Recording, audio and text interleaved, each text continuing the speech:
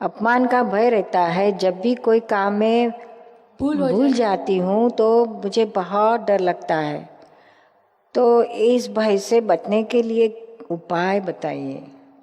अपमान का भय हर किसी को रहता है, लेकिन किसी को ज्यादा रहता है, किसी को कम रहता है।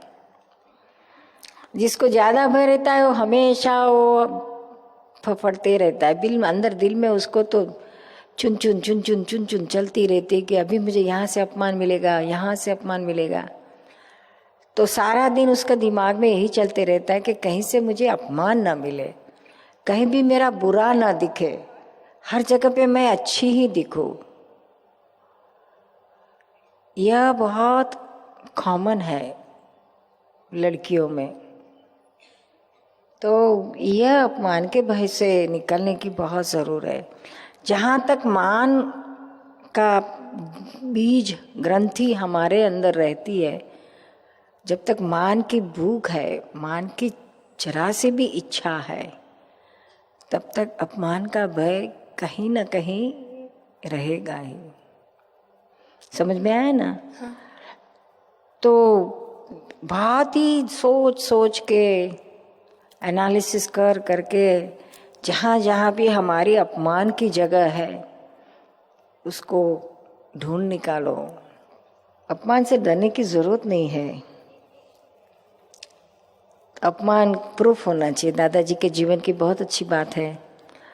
जब उनको ज्ञान प्राप्त नहीं हुआ था, रात दिन ज्ञान की खोज में ही थे, तब उन्होंने अपने अंदर बहुत ही मंथन किया और तब तलाश करते करते उनको लगा कि अभी मेरे में मान बहुत है, अपमान का बहुत डर है। तो इस वजह से उन्होंने अपने जीवन में खुद के ऊपर एक प्रयोग शुरू किया और अपने दोस्तों को सबको उन्होंने डिक्लेयर कर दिया कि अगर मुझे भर बाजार में कोई एक थप्पड़ लगा दे सबके सामने, तो मैं उसको ऊपर से 500 रुपया दूंगा।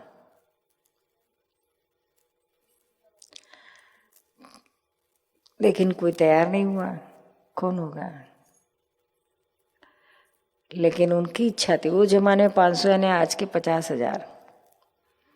तो वो उसकी वजह यही थी कि अगर मुझे अपमान मिलते जाए तो मेरा मान जो है वो खत्म हो जाएगा, अपमान पछाने की मुझे आदत हो जाएगी।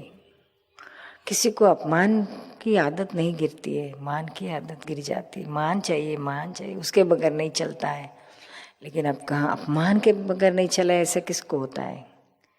तो ज्ञानी लोग ये दृष्टि से जीते हैं कि इस ग्रंथि से, इस बुराई से मुझे छूटना है, तो उसका यही रास्ता है और वही रास्ते से वो जाते थे। और हमको भी उन्होंने ये मान को जीतने के लिए एक चाबी दी थी बिगिनिंग में, शुरू में। उन्होंने कहा था कि नीरूबेन, कोई आपका अपमान करे और कोई आपको बहुत मान दे, तो इन दोनों में जो मान देता है उसको अपना दुश्मन समझना। दुश्मनी नहीं मोल लेने की है, लेकिन दुश्मन जैसा है ऐसा समझना। और जो हमको अपमान देता है वो अपना परम उपकारी है, ऐसा समझ के चलना। तो भी कहीं जाकर ये मान की ग्रंथि आपकी खत्म होगी। और आगे बढ़ते बढ़ते तो वो वहाँ तक ले गए कि जो मान देता है, अपमान कर देता है आपको, वो किसको देता है? आप खुद कौन है? नीरू बहन को अपमान देता है, कोई अपमान करता है नीरू बहन का, तो नहीं, किसका करता है? नीरू बहन का करता है। वो आपको तो पहचानते ही नहीं। आप तो शुद्ध आत्मा है। शुद्ध आत्मा को कौन देख के अपमान करेगा? उसको तो कुछ टच ही नहीं होता है। तो आप अपने शुद्धात्मा की सीट में रहो तो आपको कोई मान या अपमान कुछ नहीं लगेगा। किसका करता है? मेरा थोड़ी करता है, आपका थोड़ी करता है। तो रुजुता का करता है। आपको कहाँ पहचानता है कोई? आप तो शुद्ध आत्मा हो। यह दृष्टि में रहोगी तो आपको कोई दिक्कत नहीं आएगी। अपमान होता है तब तकलीफ होती है, लेकिन मान देता है तो ऐसा नहीं लगता है कि नहीं मुझे अच्छा लग रहा है, और जब लगता है तब मैं ऐसे कर देती हूँ कि नहीं ये रुजुता का है मेरा नहीं है, तब ऐसा हो जाता है। कोई मान देता है तो, लेकिन अपमान करता है ना तब गैप नहीं रहता है। तो तभी उसी तरह भी यही रखना चाहिए कि किसका अपमान करता है, रुजुता का करता है, मुझे नहीं। जैसे मान आपको नहीं चाहिए वैसे अपमान भी उसको नहीं रखना, उसको भी गेट आउट करना वो भी नहीं चाहिए, तो ही आप मान की ग्रंथि को जीतोगी।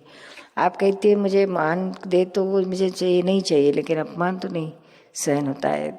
दोनों एक रहा तो दूसरा रहता ही है। क्या अपमान रहा तो मान है ही, मान रहा तो अपमान है ही।